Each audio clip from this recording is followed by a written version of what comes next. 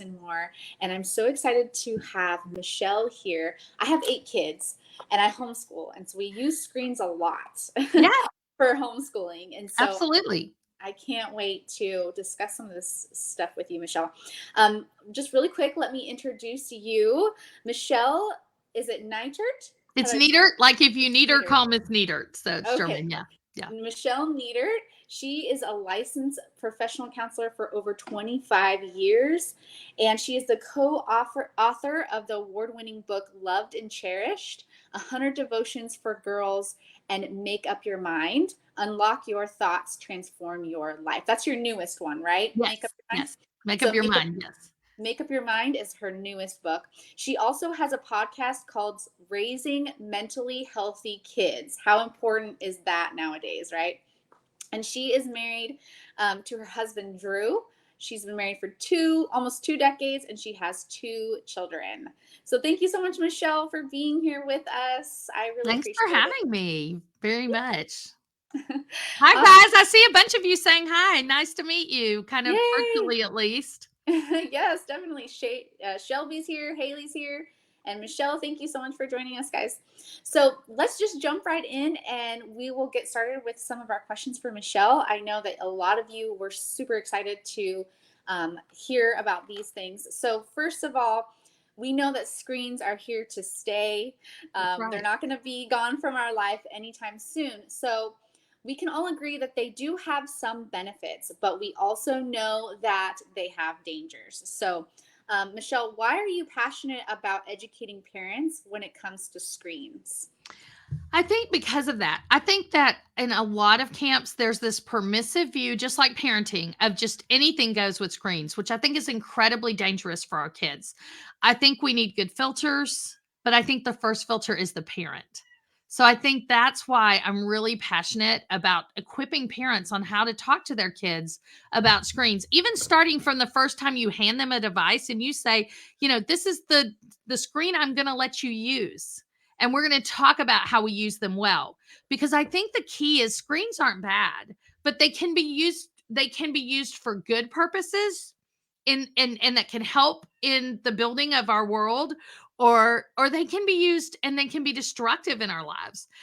For example, a lot of people don't know this, but the research from Barna and Focus on the Family is the average age a child first sees porn is 8.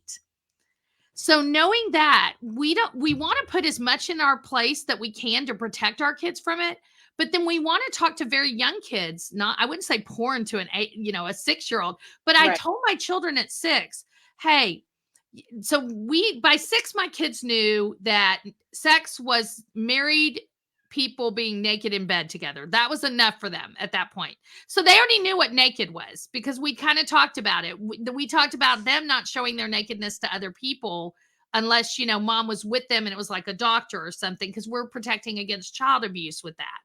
So along with that, and you seem a little frozen. I hope I'm not. If you're a user, so we don't want to tell our kids if you I see don't. naked people. We want to tell them when you see naked people. If that happens, come get mommy so we can talk about what you see. And I will tell you, my child did it the first time. She was Googling dogs. And even with our filters, something that, as you can imagine, a position that would be involved in a sexual activity showed up on her screen. And so we just and I taught my kids, the minute you see anything naked, you turn your eyes away, you close them, and you click out, or come get mommy. And so we want to teach our kids these things. We also want to teach our kids there's a place for screens to be used, and then there's a place for screens to be stopped. And this starts with you guys.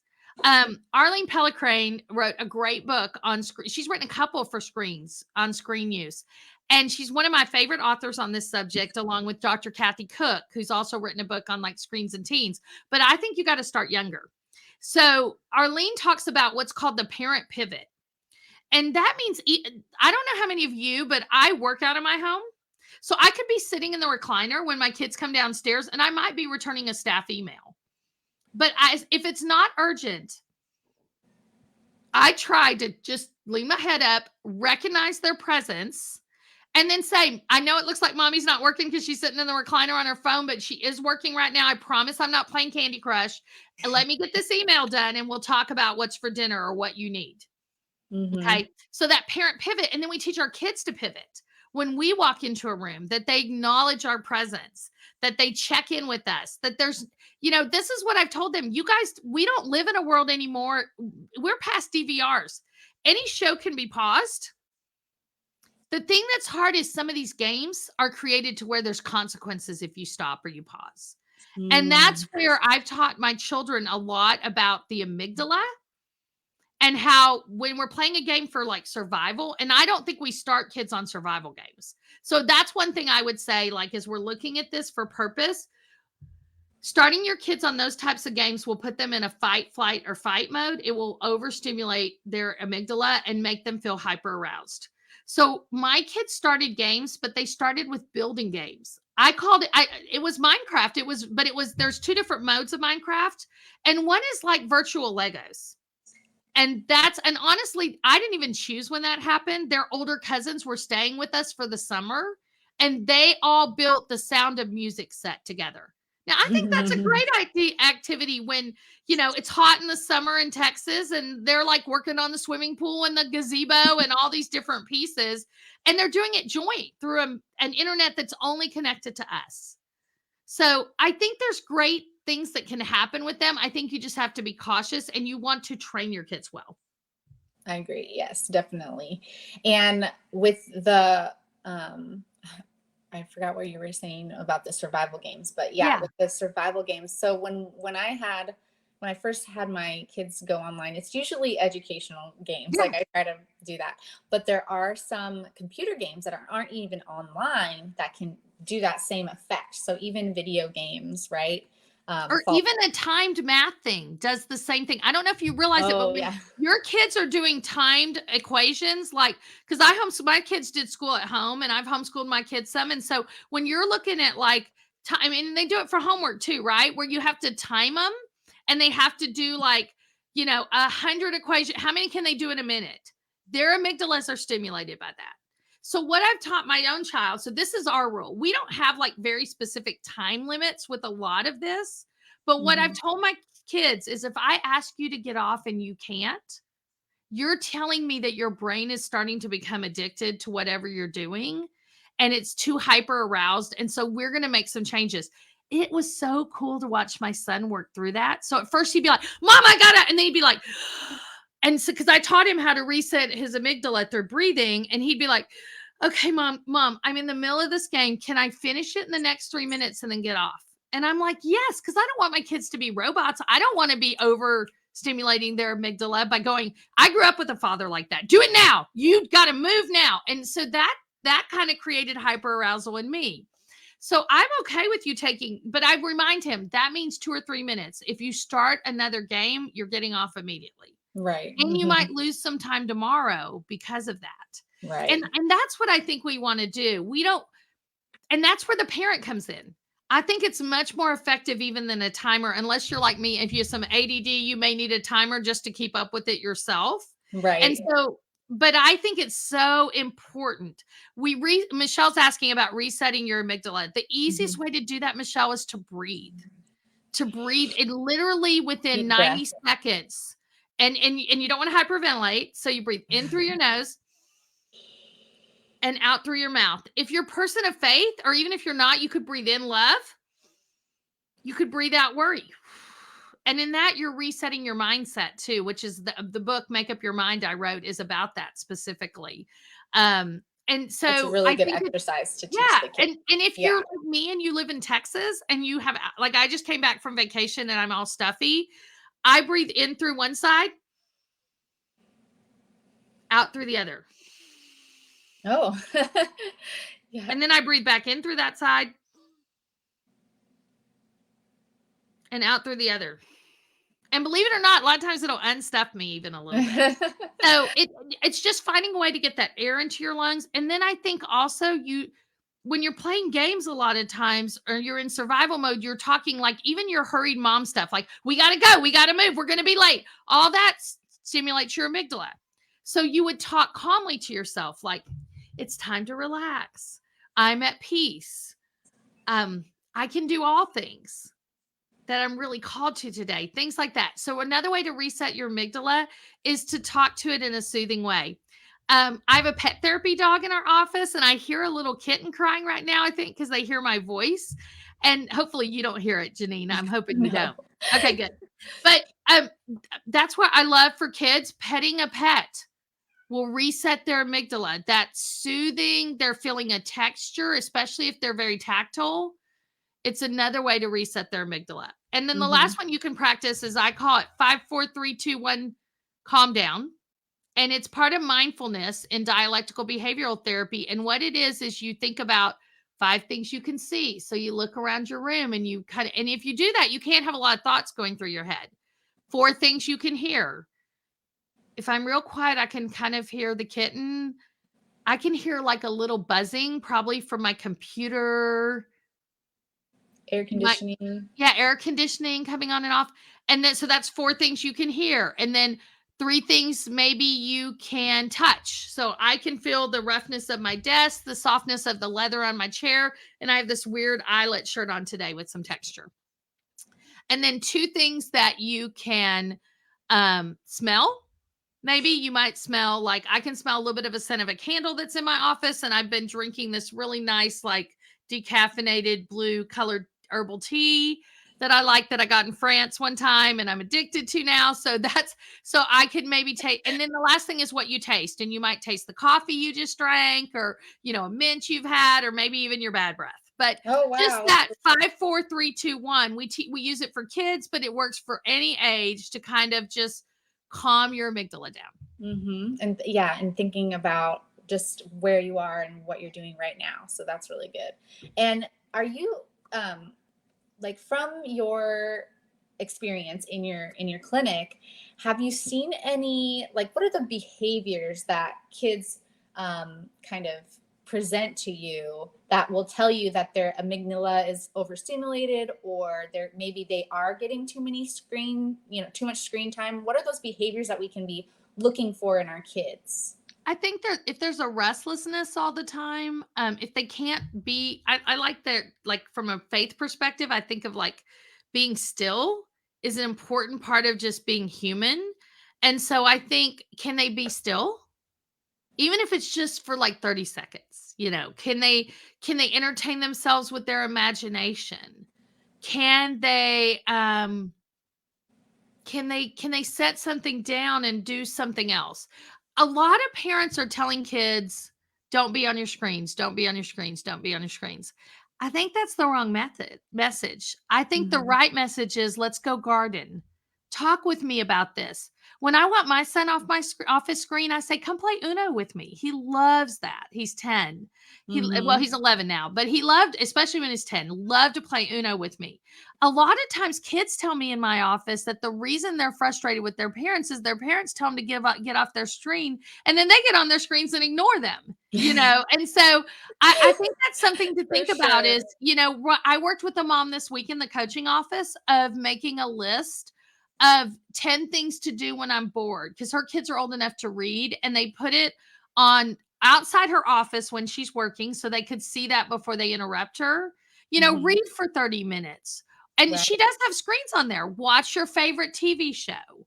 Um, Go for a walk. Take the dog for a walk. Check the dishwasher and see if it needs to be unloaded. I mean, we can have a list. I always joke in the summer, my kids work on life skills, aka chores. And so they do have more because they have more time to do them. We love life And skills here. yes, those good old life skills. And I've taught my kids to cook in the summer and things like that. And there are some things that take adult attention. And then maybe it is like this mom is she has more crafts than you know what to do with. And her kids are old enough now, she's making a craft box basket. And so something else they can do is pull a craft out of the craft basket. And she doesn't want them to have too many where it ends up all over the house. So she's going to restock the craft basket every once in a while. So I think it's also coming up with things to do. I think it's really important today that we socialize our kids Well, so my kids are both, one of them, it's not even, I require her to not have a play date one day a week. She's 14 and going on 15. And like right now, there's a girl at our house because she spent the night last night. And I love that. I love being part of the community with other friends of hers and their parents having an influence on her life as well. But my other child would game a lot. And so when he was younger, I required him to socialize once a week, which was a lot for him. And now it's kind of funny. He does it on his own. We just got back from vacation and he invited his best friend over. Did they play games? Absolutely. Did they get on their switches a little bit? Sure. But Yeah. they're still socializing. And we have to realize that women socialize face to face and males tend to socialize side by side. So Mm. I give him some space for that. You know, his dad goes fishing and doesn't talk to anybody when he does it either. And it's also knowing if your child's an introvert or an extrovert. You know, Mhm. my daughter and I are extroverts. We thrive off dopamine. We thrive off of interaction. My husband and my son are introverts. Their brains work on acetylcholine. They need that calm. They need that cave time. It's really Right. important. In fact, the last week of school, my son's sixth grade graduation, he had to socialize a lot. They had like parties and there were some birthday parties mixed in.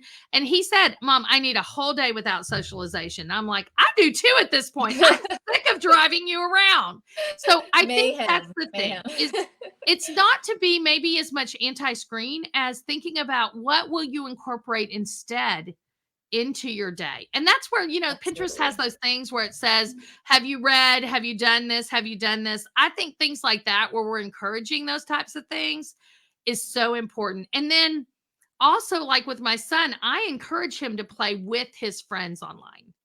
I Mhm. love, as silly as it sounds, hearing him on a speakerphone talking to four different boys and them going, "You get that, and you get that, and you do that," and they're all laughing. Oh man, what happened there? I mean, I can hear all that, and although it's a little crazy and loud sometimes, it's healthy, right? Because that's Right. what would be going on in our homes, Mhm. and I think we want that for our kids. Absolutely. Yeah, I mean, just like we're doing now, how many times would I get to meet you? You Yeah. know, you're a professional, and then how often do you get to influence all these people's lives with all this amazing information? So definitely showing that opportunity for our kids is so amazing. But I love to do that as well. We try to get on to Facebook groups actually, and have play dates with the homeschool community and do park days and stuff like that. So definitely important to get that socialization and show them that they can be entertained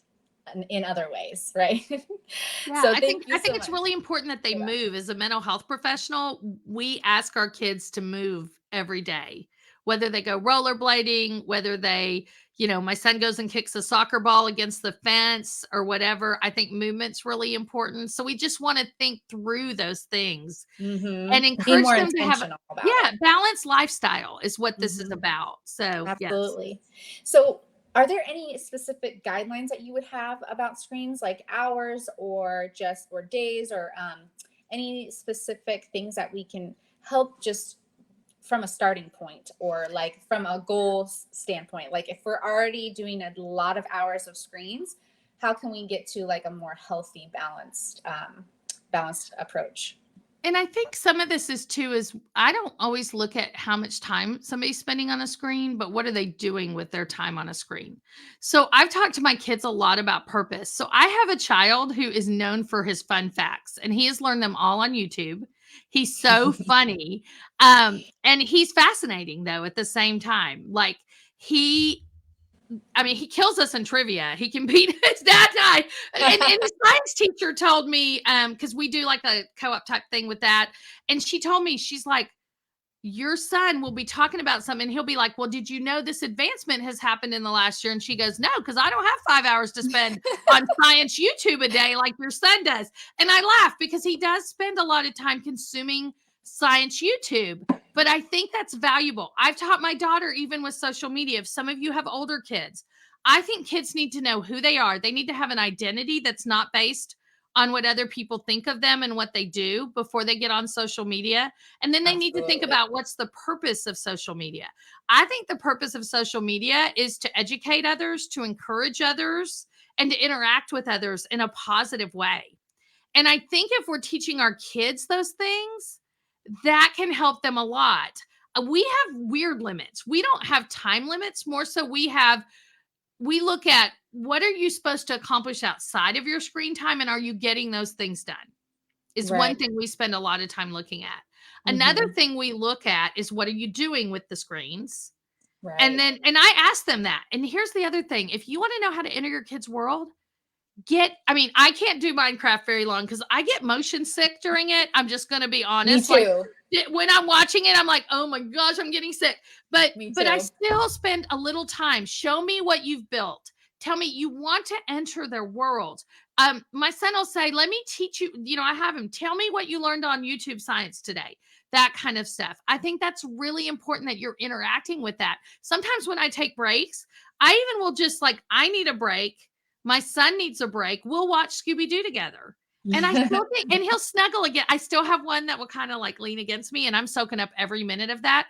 I still consider that quality time. We're talking about a story, we're engaging in a story. And that's what I think about with like Scooby Doo. There's a story involved. In fact, my son knows the pattern. I was an English teacher. He knows the formula of Scooby Doo. Oh, wow. So I think, he's like, there's a bad guy, and then it's somebody we've met before, right? And Right. they're going to get lost and chased. Like he can tell you the story. And so I think it's really important you can interact with your kids during some of this, and you can use it for educational purposes and also just interaction between each other. I think that can be really fun and really meaningful Absolutely. as Yeah, well. because a lot of people get scared of the screen free title, but really it's about being purposeful and being more intentional and really guiding your children to use these screens wisely. Okay, So, but I want to get the second part. yeah. So this is hard, and I'm going to talk to you about screen resets. Hmm. If you feel like everybody in the family is using screens too much, I do think sometimes having a day off. So my sister, in her book Total Family Makeover, Melissa Spolstra, she talks about screen-free Sundays. So all of them, unless they watched a family movie together, they did not use screens on Sundays. I love that. Yeah, And we I try to do think that too. yes, Hmm. and I think, we have screen free meals for sure, not always, but often. Like, we will literally everybody's phone sits on the bar or whatever device, including mine. I mean, somebody if somebody needs 911 and has a suicidal kid, they can call 911 while I'm eating dinner. I Right. don't need to be checking my phone during that time, and if I can do it with life and death scenarios, you can too, is what I wanna Hmm. encourage you on. Even doctors have on-call days and off-call days, and we need to get used to that. I Hmm. love a screen-free Sabbath. That's a great idea, Michelle.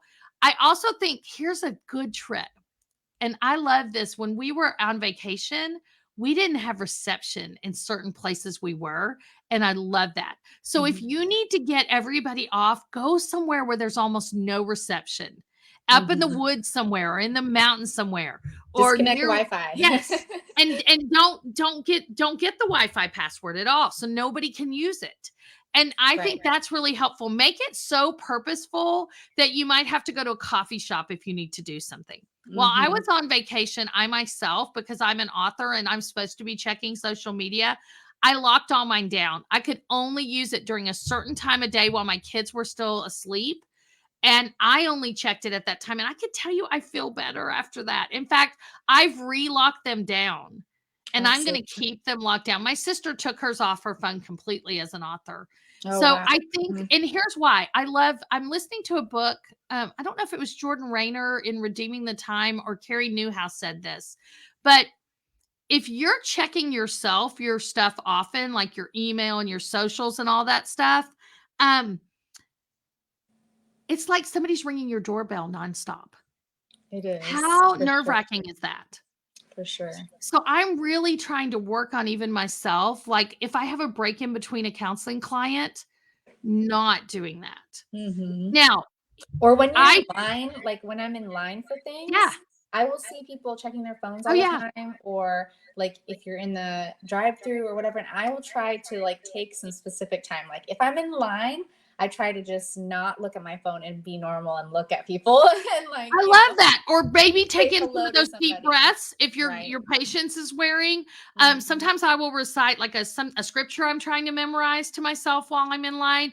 I might say some encouraging words to myself, or I might try to encourage someone else when I'm in line. Oh, I like your top, or oh, was that on sale? I might need that. I might freak an introvert out, but I think those are Me too. really important things to do. I Mhm. also, though, let me say this. If you've got a kid who's highly connected and you're having trouble, I know this is gonna sound bad, but send them to camp.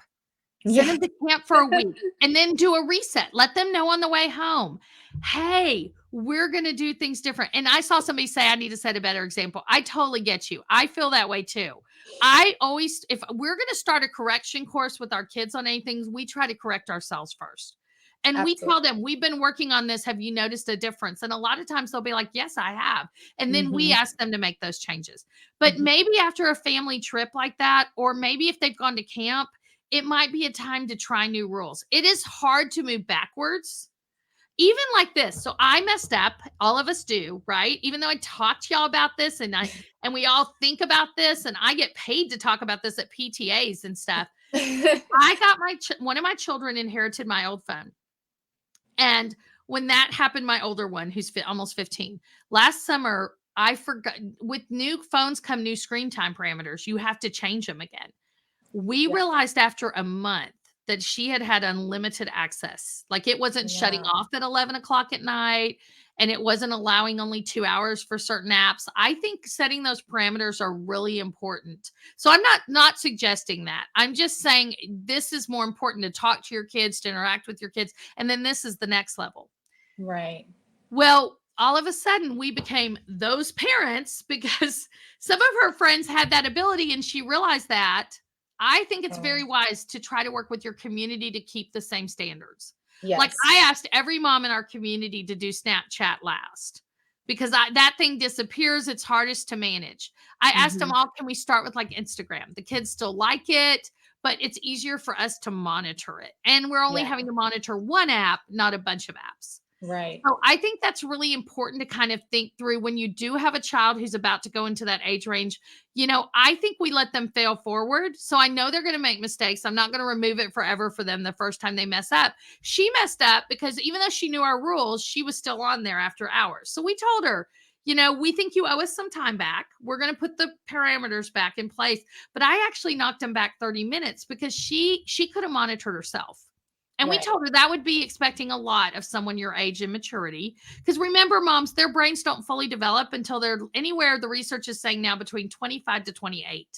So, Wow. and this part of the brain, the frontal lobe, is where decision making, emotional self regulation, all that stuff comes from. So Mhm. I think it's pretty important um, that you remember that they're gonna mess up. And then I just told her, hey, I blocked Instagram for a week and then we tried again. Right. I didn't take Mhm. it away forever, because what Mhm. you want them to do is to learn from their mistake, and then they keep trying again until they get it. And I Yes, think because we that's make really important. mistakes too as parents, We right? do. We make mistakes, and I think that's where we have to humanize this process. We start using screens too much, and we have to pull ourselves back, and we wanna do the same thing with our kids. Is like, "Hey, I'm noticing you're spending more time doing this than doing these activities. Can we rebalance?" If they Right. can't, and if they're physically fighting you, which they shouldn't have to. I don't need to take a phone to control anything in my house. Between our Wi-Fi and our monitoring systems, we can shut anything down without needing to get something from somebody. I do Right. think it's Mhm. good if you have little kids to teach them to give it to you, because it's an act of submission. And I Yeah. think that's something good to learn. I think as Absolutely. they get older, though, you don't keep that up, and here's why. Are you going to college with your kids? I'm not. I'd like to. Mhm. I loved college. I would totally do that again. But I'm not going to go to college with my kids. So my 15-year-old has 3 years left to learn good skills, and I need to give her freedom to Mine has figure that 4. Yeah, out 4 and to years. correct her under my own house. Right. Yeah, definitely. Absolutely. Well, I really appreciate you. Does anybody have, if you have any questions for Michelle, please put them in the chat. But before we leave, I'd love to hear some more resources that we can get on this subject. Do you have any special or any recommendations for books that we can read on this subject? I honestly would start with a good parenting book first about just like talking so your kids will listen and listen so your kids will talk. And then I would go from there to maybe like I talked about Arlene Pellegrin's books, Dr. Kathy Cook's books. Those are faith-based books. I need to find um, a book that's not as faith-based. But here's what I would say to you. Just like everything else, adapt it for your child and your family. I have my son, we allow him to have a lot more screen time because of what he does with it. And also, my son is going to be probably a chemical engineer or a computer scientist. He's like his dad. Screens are going to be a big part of his life. Now, my daughter doesn't spend near Right. as much time on them because she's musically oriented. She uses, in fact, what she uses more is she uses YouTube to teach herself how to play musical instruments. She's on number 4. She's taught herself keyboard, electric Wow. guitar. She's done acoustic guitar. And while we were gone in Hawaii, she taught herself the ukulele. Yeah, so now she's learning it. So it's home with us now too. We have a 4th instrument. And that's what I think is we need to think about who are our children becoming? How were they created? And then what makes sense for them? And that's Absolutely. the thing I Everybody's think helping unique. them learn to use this information age in a healthy way, but also like you guys all talked about to take a break from it and give our brains a break from it. Absolutely. And reading is such a good thing to do with your family, to take a break. So I totally we are there agree. for In you on fact, that. I'm going to have a children's book called God, I Feel Sad coming out next year, and a whole series of talking to your kids about emotions and how to do that using books. I think it's really Wow. important. I read to my kids, I read with my kids. My kids now read on their own. And I do think, especially in the summer, really encouraging that activity is so important. Absolutely. Okay, so how do we follow you, Michelle? Where's the best place to find you and find all of your amazing information? Yeah, and I don't think I can put it there. I'll put it in the chat too in the group, Okay. but yourmentalhealthcoach.com is my website because michelleneater.com, it's hard to spell my name, although you can see it there. And I have blogs on even anxiety for kids. I have a discounted course, anxiety for homeschool kids. If you've got like middle school age kids who are struggling with anxiety, I've got a real cute, if you're looking for an activity for the summer, a worry box you can make. And I also have sample devotions and things like that that are available from the book Loved and Cherished, which is for girls. I think it's a great book. Let me move. Which way? Which way do I move? That one, yeah. There's Loved and Cherished right there. Oh, I I love think that. it's It's a great beautiful. book to start with your child in the summer if you're wanting to work on like discipleship and spiritual formation. So I hopefully that love that. helps. I'll have Thanks, to get that. Michelle. Thanks for typing that for me. I appreciate Oh, that. yay. Okay, and it was your mental health coach. Is Dot that what com. the Yes. dot Or Michelle put my real website, the michelleneater.com in there too. Awesome. Okay, perfect. Well, I really appreciate all this information. I hope that everybody got what they needed. If you have any other questions for Michelle, just leave them in the chat and she can respond to them. All right, guys. Thanks Absolutely. so Thanks, much. Janine. I appreciate it. Bye bye. Thank you. Bye.